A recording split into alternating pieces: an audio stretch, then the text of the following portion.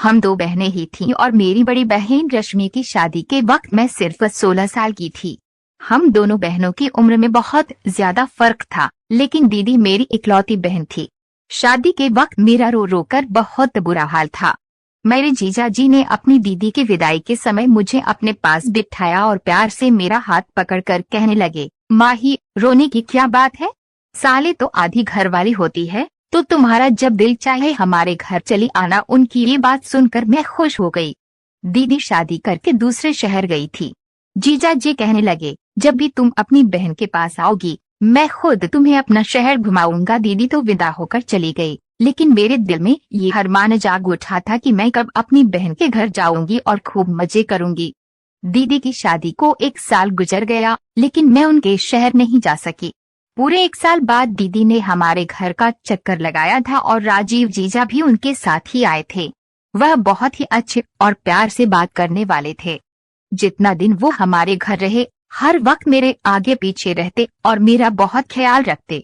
वह मेरे लिए बहुत सारे गिफ्ट भी लाए थे। मेरा कोई भाई नहीं था, इसीलिए मुझे उनसे लगाव हो गया था।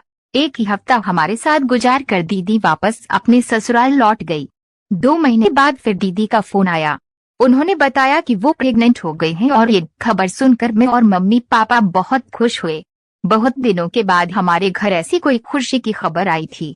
लेकिन दीदी बहुत ज्यादा परेशान थी और मम्मी से कह रही थी कि वे अकेले दूसरे शहर में इस हालत में नहीं रह सकती, क्योंकि उन्हें बहुत ज्यादा उल्टी और चक्कर आ रहे हैं और डॉक्टर ने उन्हें आराम करने को कहा है। यह सुनकर मम्मी भी बहुत ज्यादा परेशान हो गई। मेरी बड़ी बहन तो मम्मी की जान में बसती थी। मम्मी ने उसे हमारे घर आकर रहने को कहा तो वह कहने लगी कि राजीव तो उसे छोड़ने को तैयार ही नहीं है। डॉक्टर ने लंबा सफर करने को मना किया है। अगर दीदी आ भी जाती है तो राजीव जीजा और उनके पापा को बहुत परेशानी होती। वैसे भी 1-2 महीने की बात नहीं थी, अभी तो पूरे 9 महीने बाकी थे। दीदी की बात सुनकर मम्मी ने कहा, तुम फिक्र ना करो, मैं माही को तुम्हारे पास भेज देती हूँ। बहन के आने से तुम्हारा दिल भी बहल जाएगा और ये तुम्हारे घर के कामकाज भी कर दिया करेगी।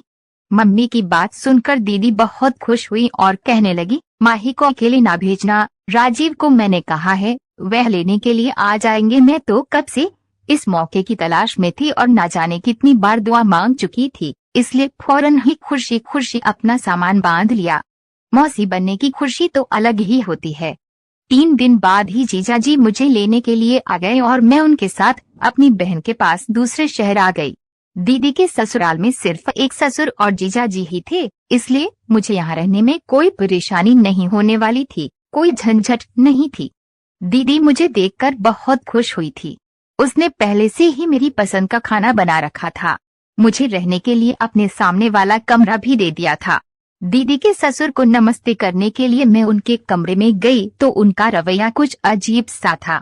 वह बिस्तर पर पड़े एक बीमार आदमी थे। मुझे देखकर अजीब अजीब बातें करने लगे। उनकी बातें मेरी समझ से बाहर थी। दीदी मेरा हाथ पकड़कर मुझे कमरे से बाहर ले आई और कहने लगी कि उनके ससुर बहुत सालों से बीमार हैं, इसीलिए अक्सर उल्टी सीधी बातें करते हैं, आगे से उनके कमरे में जाने की जरूरत नहीं है। दीदी के ससुर उनकी शादी में भी नहीं आए हुए थे। राजीव का रिश्ता पापा के किसी दोस्त ने दीदी से करवाया था। मेरी उनके ससुर से पहली मुलाकात थी और सच तो ये था कि मैं उनके ससुर से मिलकर बहुत डर गई थी। मुझे दीदी के घर आए 3 दिन हो गए थे। मैं दोबारा उनके ससुर के कमरे में नहीं गई थी। जीजा जी मेरा बहुत ख्याल रख रहे थे और दीदी की तबीयत ठीक न होने की वजह से वे ज्यादातर बिस्तर पर लेटी रहती थी। सारा घर मैंने संभाल लिया था, लेकिन फिर एक दिन कुछ ऐसा हुआ कि मेरे रोंगटे खड़े हो गए। रात के खाने के बाद किचन साफ करके मैं अपने कमरे में आई तो मैंने सोचा कि नहा धोकर सोती हूँ। गर्मी बहुत ज्यादा थी और मैं पसीना पसीना हो गई थी। मैं नहाने के लिए अपने कमरे के वॉशरूम में गई तो कुछ ही देर में मुझे ऐसा महसूस हुआ जैसे कोई मुझे देख रहा हो। पहले तो मुझे लगा कि मेरी बहन होगी, लेकिन अचानक ही मेरी नजर रोशनदान पर पड़ी तो मेरे होश उड़ गए। वहाँ कोई साया सा मुझे नजर आया था और मुझे यकीन हो गया था कि कोई छुपकर मुझे देख रहा था। इस बात ने मेरे होश उड़ा दिए। मैंने जल्दी से अपने कपड़े पहने और भागती हुई कमरे से बाहर निकली। दीदी के कमरे में पहुंची तो वहाँ दीदी और जीजा जी आराम से एक साथ लेटे थे। मैं अपनी जल्दबाजी में कमरे का दरवाजा लगाना भी भूल गई थी और अब उन दोनों को एक साथ देखकर मुझे शर्मिंदगी का एहसास हो रहा था। जीजा जी उठकर बैठ गए, कहने लगे, अंदर आ जाओ माही, दरवाजे पर क्यों रुक गई हो? मुझे समझ में नहीं आया कि मुझे क्या करना चाहिए। मैं उन्हें कैसे बताती कि रोशनदान पर मुझे किसी का साया महसूस हुआ है। मैंने यूं ही बात बना दी कि मैं दीदी से दूध का पूछने के लिए आई थी। दीदी कहने लगी, तुम जाकर आराम करो, अब बाकी जो भी काम होंगे मैं राजीव से कह दूंगी। मैं अपने कमरे में वापस आने लगी तो मेरी नजर दीदी के ससुर पर पड़ी, जो बाहर से वापस लौटकर अपने कमरे में जा रहे थे। मुझे बहुत अजीब सी नजरों से देखते हुए कहने लगे, तुम बहुत खूबसूरत और मासूम हो, अपना ख्याल रखा करो, किसी पर आंख बंद कर विश्वास मत करना। उनकी ये बात सुनकर मुझे गुस्सा आ गया। मैं सोच भी नहीं सकती थी कि वह मुझसे इस तरह की कोई बात कह सकते हैं। मैं घबराकर फौरन अपने कमरे में चली गई और सारी रात यूं ही जागते जागते गुजार दी। दीदी ने तो कहा था कि उनके ससुर बीमार हैं और वे कमरे से नहीं निकलते, तो फिर वह इतनी रात को बाहर क्या कर रहे थे? यह बात बहुत ही अजीब थी। मुझे बहुत ही ज्यादा बेचैनी हो रही थी। रोशनदान पर जो था वह मेरा वहम था या हकीकत? कोई मुझे देख रहा था, कहीं वह दीदी के ससुर तो नहीं थे? इस सवाल ने मुझे परेशान कर दिया था। मेरी सारी रात आंखों ही आंखों में गुजर गई थी। अगले दिन सुबह जीजा जी ऑफिस जाते हुए कहने लगे, माही, मैं शाम को जल्दी आ जाऊंगा और तुम्हें शॉपिंग के लिए बाजार ले जाऊंगा, तुम शाम को तैयार रहना। ये कहते कहते अचानक ही करीब आकर उन्होंने मेरे गाल पर हाथ फेरा और ऑफिस के लिए निकल गए। उनके इस अंदाज पर मैं चौंक गई। दीदी भी पीछे ही खड़ी थी, कहने लगी, राजीव तुमसे बहुत प्यार करते हैं, तुम भी उनका ख्याल रखने की कोशिश किया करो, क्योंकि आजकल मैं उनका ख्याल नहीं रख पा रही हूँ, वह बहुत ज्यादा थक जाते हैं। दीदी की बात सुनकर मैंने कहा, आप फिक्र ना करें, मैं राजीव जीजू का ख्याल रखूंगी। शाम को मैं अच्छी तरह तैयार हो गई तो राजीव मुझे शॉपिंग के लिए ले गए। उन्होंने दीदी से कहीं ज्यादा मेरे लिए शॉपिंग कर ली थी। मेरी ये खुशी बस कुछ ही दिनों की मेहमान थी। उस रात अचानक लाइट चली गई, तभी किसी ने मुझे जोर से धक्का दिया। मैं बहुत डर गई, मुझे इस धक्के की उम्मीद नहीं थी। वह एकदम ही पीछे हटा तो मैं भागकर कमरे से निकल गई। मुझे अब तक कुछ दिखाई नहीं दे रहा था, अंधेरा बहुत ज्यादा था, लेकिन मैं दीवार के सहारे दीदी के कमरे में पहुंची।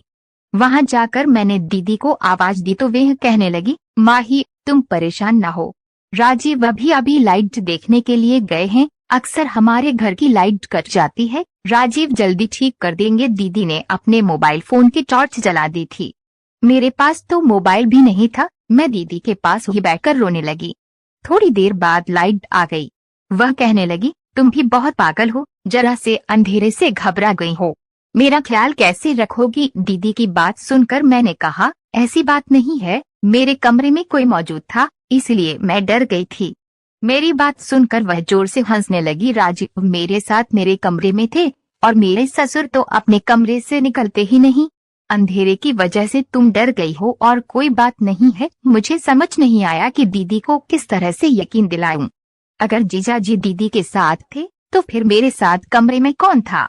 पहले रोशनदान पर पड़ने वाला साया और अब कमरे में किसी की मौजूदगी का एहसास, इस सब से मैं बहुत डर गई थी। मेरे दिमाग में रह रहकर दीदी के ससुर का ख्याल आ रहा था। लाइट ठीक करके जीजा जी कमरे में आए तो मुझे देखकर कहने लगे, देखा, मैंने तुम्हें पहले ही कहा था कि ये अंधेरे से घबरा जाएगी, तुम इसके पास चली जाओ। दीदी जीजा जी से कहने लगी, बहुत अंधेरा था, मैं अगर गिर जाती तो? मुझे क्या मालूम था कि ये इतनी डर जाएगी। मैंने उन दोनों से कहा कि आप परेशान ना हो, मैं ठीक हूँ और अब अपने कमरे में जाकर सोती हूँ। मैं दीदी को ज्यादा परेशान नहीं करना चाहती थी, क्योंकि मम्मी ने मुझे मना किया था कि डॉक्टर ने दीदी को ट्यूशन देने के लिए मना किया है। मैं डरते डरते वापस अपने कमरे में आ गई थी और दरवाजा लॉक करके बिस्तर पर लेट गई। नींद तो मुझे नहीं आ रही थी। मैं सोच रही थी कि किसी न किसी बहाने से घर वापस लौट जाऊं। जो भी था, ये मेरा वहम नहीं था। इस बात का मुझे अच्छी तरह से यकीन हो गया था कि कोई मेरी तन्हाई का भरपूर फायदा उठाने की कोशिश कर रहा था। अगले दिन जीजा जी किसी काम से थोड़ी देर के लिए दोपहर के वक्त ऑफिस से घर लौट कर आए। उस वक्त दीदी दवाई खाकर अपने कमरे में गहरी नींद सो रही थी और मैं किचन में खाने की तैयारी कर रही थी। राजीव जीजू किचन में ही चले आए और मुझे पीछे से पकड़कर अपनी बाहों में जकड़ लिया। मुझे उनसे इस व्यवहार की बिल्कुल उम्मीद नहीं थी। मैं हड़बड़ा कर खुद को उनसे छुड़वाने की कोशिश करने लगी। मेरी आवाज मेरे गले में ही रह गई थी और मैं कुछ कह भी नहीं सकी थी। मगर राजीव ने तो मुझे छोड़ने की बजाय और कस के पकड़ लिया और कहने लगे, तुम इतनी खूबसूरत हो कि तुमसे नजर हटाने को दिल ही नहीं करता। बहुत मुश्किल से मैंने खुद को उनसे छुड़वाया और किचन से बाहर भागने लगी तो राजीव कहने लगे कि तुम नहाते हुए भी बहुत खूबसूरत लग रही थी। मेरे मोबाइल में तुम्हारी वीडियो है। जीजा जी के इन शब्दों से मेरी सांस रुक गई थी। मैं सोच भी नहीं सकती थी कि वह इस कदर घटिया इंसान होंगे। मैंने रोते हुए जीजा की तरफ देखा तो वे कहने लगे, मैं बस प्यार मोहब्बत की बात करना चाहता हूँ। जैसे ही जीजा ने मेरी तरफ कदम बढ़ाया, मैं भागते हुए अपने कमरे में चली गई और खुद को लॉक कर लिया। मैं डर से कांप रही थी। मैंने जीजा का जो रूप आज देखा था, उससे पहले कभी नहीं देखा था। मैं तो उन्हें भाई की तरह समझती थी, लेकिन वे तो मेरी इज्जत के दुश्मन निकले थे। पता नहीं कैसे और कब उनकी नजर मुझ पर पड़ी थी और मैंने गौर भी नहीं किया था। राजीव बस कुछ वक्त के लिए ऑफिस से घर आए थे, इसलिए वे वापस चले गए थे और मैंने सोच लिया था कि अब मैं एक पल भी यहाँ नहीं रुकने वाली। शाम के वक्त जब दीदी अपने कमरे से उठकर मेरे पास आई तो उस वक्त तक मेरी आंखें रो रो कर सूज चुकी थी। वह परेशानी से पूछने लगी कि क्या हुआ है, किस बात से तुम इतना रो रही हो। मैंने दीदी से सच छुपाया क्योंकि उनकी हालत ऐसी नहीं थी कि मैं जीजा के बारे में इतनी बड़ी बात बताती। मैंने रोते हुए कह दिया कि मुझे मम्मी पापा की बहुत याद आ रही है और मैं घर वापस जाना चाहती हूँ। मेरी बात सुनकर दीदी ने मुझे गले से लगाया और कहने लगी, इतनी जरा सी बात पर तुमने रो रो कर आंखें सुझा ली हैं। तुम फिक्र ना करो, शाम को ही मैं राजीव के साथ तुम्हें वापस भेज देती हूँ। जीजा के साथ एक शहर से दूसरे शहर का सफर सोचकर मेरे रोंगटे खड़े हो गए थे। मैंने दीदी से कहा कि पापा मुझे लेने के लिए आएंगे, मैं पापा के साथ जाऊंगी। दीदी कहने लगी, ठीक है, अच्छी बात है, इस तरह से मैं भी पापा से मुलाकात कर लूंगी। दीदी की बात सुनकर मैं खुश हो गई और दीदी जैसे ही मेरे पास से उठकर अपने कमरे में गई तो उनकी जोरदार चीखने की आवाज आई। मैं फौरन दीदी के कमरे की तरफ भागी तो यह देखकर मेरे होश उड़ गए कि दीदी बिस्तर के पास गिरी हुई थी और अपना पेट पकड़कर जोर जोर से चीख रही थी। मैंने दीदी को उठाकर बिस्तर पर लिटाया और बहुत देर तक उनके पास बैठी रही। उनकी हालत मुझे बिल्कुल भी ठीक नहीं लग रही थी। मैंने दीदी से कहा कि डॉक्टर के पास चलते हैं, लेकिन उन्होंने साफ मना कर दिया और मेरा हाथ पकड़कर कहने लगी, माही तुम मुझे छोड़कर ना जाओ, मैं इस हालत में अकेली नहीं रह सकती। आज तो तुम थी जिसने आकर मुझे उठाया और मेरा ख्याल किया है, लेकिन तुम्हारे जाने के बाद अगर ऐसा कुछ हुआ तो मैं और मेरा बच्चा ऐसे ही मर जाएंगे। दीदी की बात सुनकर मैं बहुत परेशान हो गई। बहुत मजबूरी में मैंने कुछ दिन रुकने का फैसला किया और दीदी से कहा कि आप बिल्कुल फिक्र ना करें, मैं आपके साथ ही हूँ। मेरी बात सुनकर दीदी को बहुत खुशी हुई थी और मुझे गले से लगा लिया। जीजा भी वापस आ गए थे। दीदी ने उन्हें भी बताया कि गिरने की वजह से मेरी तबीयत बहुत खराब हो गई थी। यह सुनकर राजीव भी परेशान हो गए और मुझसे कहने लगे कि जाओ अपनी दीदी के लिए दूध ले आओ। मैं किचन में जाकर दूध बना रही थी कि एक बार फिर राजीव किचन में आ गए और मेरे साथ जबरदस्ती करने लगे। मैंने राजीव को धक्का दिया और गुस्से में कहा कि आपको शर्म नहीं आती, आपकी पत्नी की हालत इतनी खराब है और आप अपनी साली के साथ ऐसी हरकतें कर रहे हैं। जीजा जी को मेरी बात का कोई असर न हुआ और वह मेरे साथ जोर जबरदस्ती करने लगे। मैं जोर जोर से चीखने लगी थी। मेरी आवाज पर दीदी आ गई। मैं इस कदर घबराई हुई थी कि दीदी की तबीयत का सोचे बिना ही मैंने उन्हें जीजा जी का सारा सच बता दिया। दीदी ने एक नजर मुझ पर डाली और दूसरी जीजा जी पर और उससे कहने लगी कि तुम कैसे मर्द हो जो एक 17 साल की लड़की को भी काबू नहीं कर सकते। इसने पिछले 1 हफ्ते से ही तुम्हें अकेले नचाया हुआ है और तुम अभी तक कुछ नहीं कर पाए। दीदी की बात सुनकर मेरे कदमों तले से जमीन निकल गई थी। मैंने हैरानी से दीदी से पूछा कि ये आप क्या कह रही हैं? दीदी के चेहरे पर एक अजीब सी मुस्कुराहट आई और वह मेरा हाथ पकड़कर मुझे अपने साथ अपने कमरे में ले गई। मैं हैरत से दीदी को देख रही थी। दीदी ने मुझे अपने पास बैठाया और मेरे बालों में हाथ फेर कर कहने लगी, देखो माही, मेरी बात गौर से सुनो। मैं राजीव का सारा सच जानती हूँ, लेकिन जो कुछ राजीव तुमसे चाहता है वह तुम्हें करना ही होगा।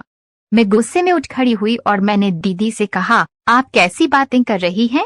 क्या आप जानती हैं कि आपका पति मेरे साथ क्या करना चाहता है? वह मुझे इस्तेमाल करना चाहता है। आप कैसे ऐसे इंसान के साथ जिंदगी गुजार सकती हैं, जो कि आपके प्रेग्नेंट होने के बाद भी आपकी बहन पर नजर जमाए बैठा है? वह आपको और आपके बच्चे को सारी जिंदगी क्या देगा? मेरी बात सुनकर दीदी कहने लगी, तुम्हें राजीव के साथ वह सब कुछ करना ही होगा जो वह तुमसे चाहता है, वरना वह कभी बाप नहीं बन सकेगा। दीदी की बात सुनकर मैंने कहा, आप कैसी बातें कर रही हैं? आप पेट से हैं और जीजा जी बाप बनने वाले हैं। दीदी ने कहा, नहीं, मैं मां नहीं बन सकती। यही बात पता चलने पर मैंने तुम्हें यहाँ बुलाया था ताकि तुम यहाँ आकर मुझे और राजीव को एक बच्चा दे सको। राजीव किसी और का बच्चा गोद नहीं लेना चाहते थे, उन्हें अपना बच्चा चाहिए था और इसके लिए मेरे पास इससे ज्यादा आसान रास्ता नहीं था। मैं किसी औरत को अपनी सुतन बनाकर नहीं लाना चाहती थी, इसलिए मैंने फैसला किया है कि मैं इस काम के लिए तुम्हें कुर्बान कर दूंगी। वैसे भी तुम मेरी सगी बहन नहीं हो। मैं राजीव से बहुत मोहब्बत करती हूँ और उसे किसी कीमत पर छोड़ना नहीं चाहती, इसलिए मैं चाहती हूँ कि तुम गर्भवती हो जाओ और मेरी और राजीव की जिंदगी में बच्चे की इस कमी को पूरा कर दो। मैं तो अब तक जीजा जी को अपना दुश्मन समझ रही थी, लेकिन मेरी बहन भी इस गंदे खेल में बराबर की हिस्सेदार थी। अपना घर बचाने की खातिर मेरी बहन ने मेरी जिंदगी को दांव पर लगा दिया था। मैंने अपनी बहन के आगे हाथ जोड़ लिए और उससे कहा कि मुझे घर वापस भेज दे, लेकिन मेरी बहन ने मेरी एक ना मानी और रात के अंधेरे में मुझे अपने पति के कमरे में भेज दिया। मेरे पास बचने की कोई गुंजाइश नहीं थी, क्योंकि मेरी बहन ने मुझे धमकी दी थी, अगर मैंने उसकी बात ना मानी तो राजीव मेरे साथ जबरदस्ती करेंगे।